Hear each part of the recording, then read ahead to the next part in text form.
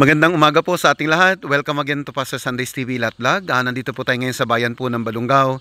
Isa na namang area. Location po ito ay Balungaw, Pangasinan na naman. Isang area. Ito po ay solo titled property. Ito po ay along the Barangay Cemented Road. That is 10 minutes from town proper. At ito po mga sir ay isang residential lot. So ito po mismo ang boundary. Yan, may bakod na po dito. At mismo doon sa pader ang atin pong boundary ng isang muhon po natin. May frontage po ito na nasa 20 meters more or less, pero 1 meter po ang maiiwan po doon sa gilid ng pader dahil nga sa right of way po ng bahay doon sa likod.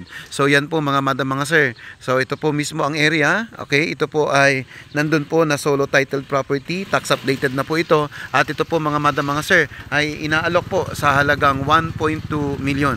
So yan po mga sir. Yan, may mga puno po rito sa property at flat ang terrain ng property. Okay, flooded free po ito, at ito po mga sir ay naka-level po mismo sa ating Barangay Cemented Road. So napakalapit lamang po nito sa Barangay Hall at napakalapit lamang sa Barangay Health Center at sa elementary school ng barangay pong itong nasasakupan ng lote. So yan po mga sir ang area, ang ating lugar.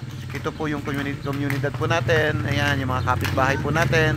Kung mapapansin po ninyo, yan po ang area po natin. So yan mga madam, inuulit ko po, 700 square meters, that is more or less solo titled property, at ito po mga sir ay ibinebenta ng 1.2 million. So yan po mga sir, magandang umaga muli, at maraming salamat sa patuloy na pagsuporta po ninyo sa Pastor Sundays TV Lat Vlog. So magandang umaga, mabuhay po kayo, and God bless you po. Thank you.